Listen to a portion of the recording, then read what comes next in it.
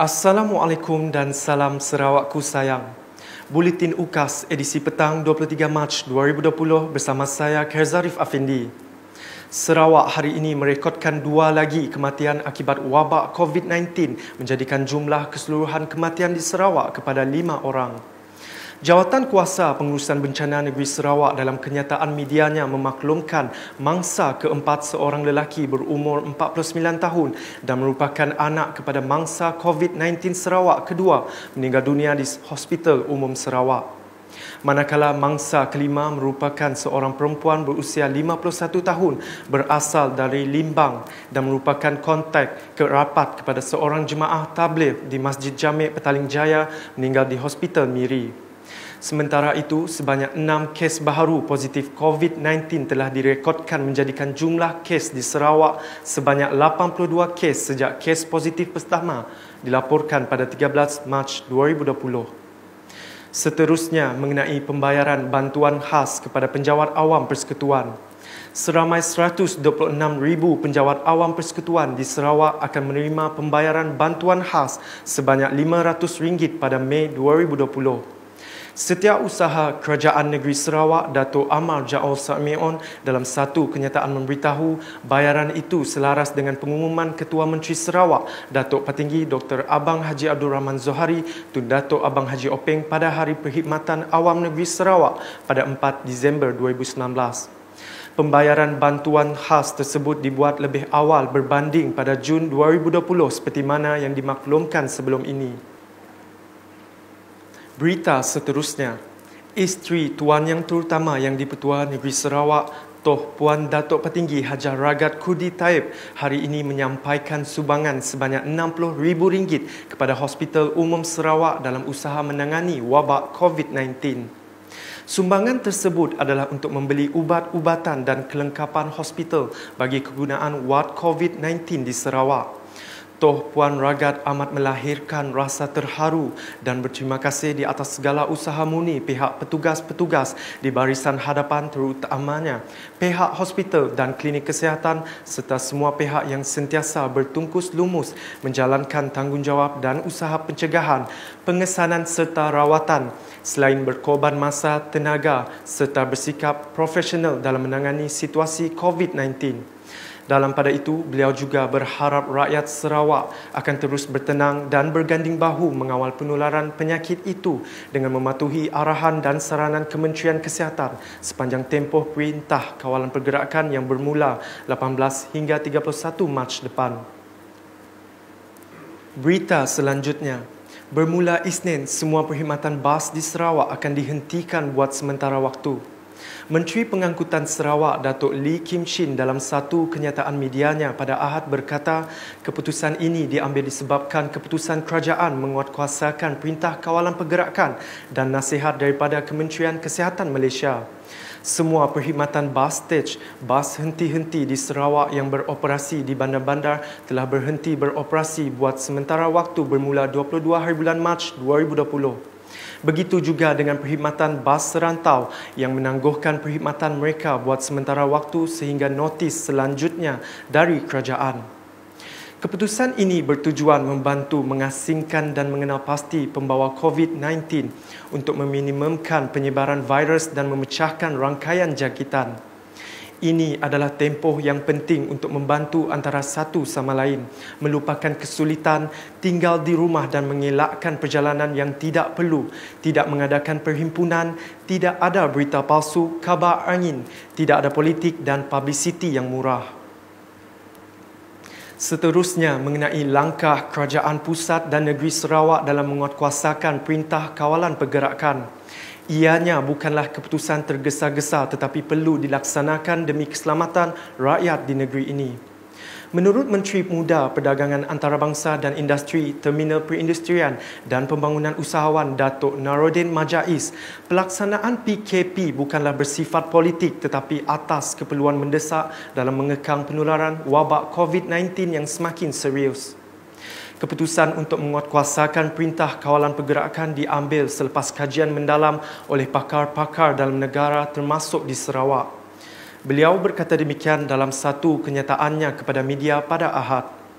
Datuk Naruddin yang juga ahli Dewan Undangan Negeri Adun Gedong memuji kepimpinan luar biasa Perdana Menteri Tan Sri Muhyiddin Yassin dan Ketua Menteri Datuk Patinggi Dr. Abang Haji Abdul Rahman Zohari Tun Datuk Abang Haji Openg dalam berdepan situasi luar biasa yang belum pernah dihadapi Malaysia malah negara-negara luar sebelum ini.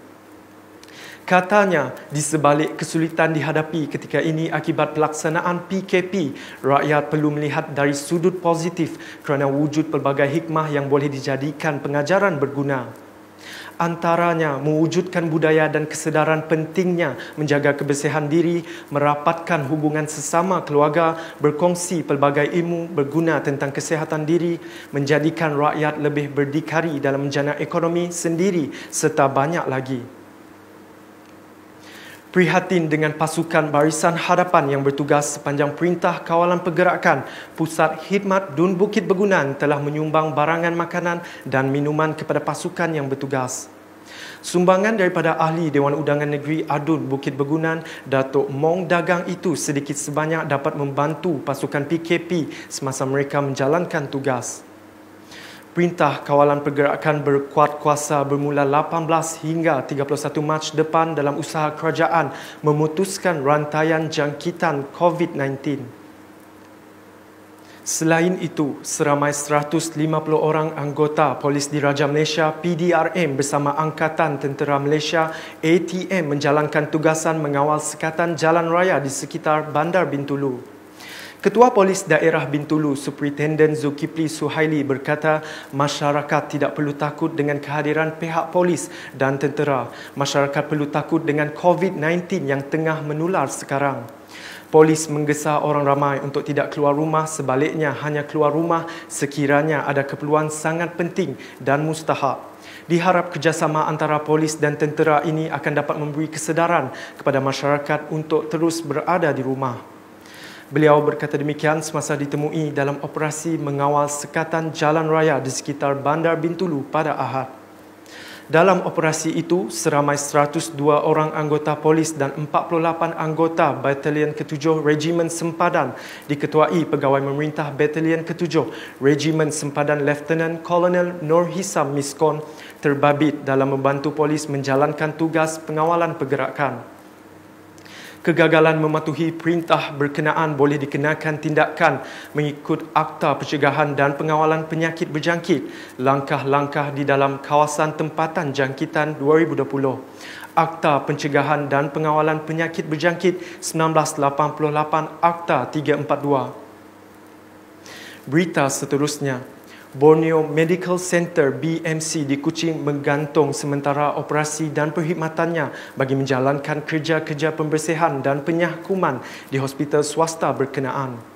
Langkah itu diambil susulan seorang pesakit positif COVID-19 yang pernah mendapatkan rawatan di BMC disahkan meninggal dunia di rumahnya pada 18 Mac lepas. BMC dalam satu kenyataan media memberitahu semua petugas hospital berkenaan yang mempunyai hubungan rapat dengan pesakit telah dikuarantin dan melalui saringan kesihatan. Kata BMC, tindakan yang diambil itu adalah sebagai mematuhi prosedur kesihatan dan keselamatan negara yang ditetapkan oleh Kementerian Kesihatan Malaysia KKM. Kenyataan sama menambah operasi BMC akan disambung semula pada 30 Mac depan jam 8.30 pagi. Akur dan patuh dengan Perintah Kawalan Pergerakan. Penduduk kampung Pichin yang terletak kira-kira 15 km dari Bandar Serian telah mengambil inisiatif dengan meletakkan satu papan tanda larangan untuk menghalang orang luar masuk ke dalam kampung tersebut. Sesiapa yang mengingkari arahan tersebut boleh dikenakan hukuman mengikut Akta Pencegahan dan Pengawalan Penyakit Berjangkit 1988 di bawah Kementerian Kesihatan Malaysia. Perintah Kawalan Pergerakan dikuatkuasakan bermula 18 hingga 31 Mac depan dalam usaha memerangi penularan wabak COVID-19. Beralih ke perkembangan di Kapit.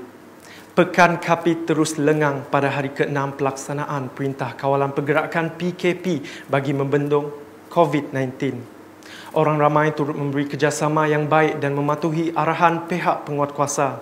Selain itu, pemilik premis perniagaan seperti kedai runcit menghadkan pelanggan mereka dengan menggunakan sistem kemasukan ke dalam kedai secara bergilir-gilir. Sementara itu, bilik gerakan bencana bahagian Kapit telah dibuka sejak dari minggu lepas di Aras 2, Kompleks Kerajaan Negeri Kapit. Sekian Buletin UKAS edisi petang 23 Mac 2020 bersama saya Kerzarif Afindi dan kru penerbitan. Jaga kebersihan diri dan sentiasa berwaspada. Dapatkan berita terkini Sarawak setiap hari dengan melayari Facebook UKAS, ukas.sarawak.gov.my dan subscribe serta like saluran YouTube Buletin UKAS. Salam UKAS.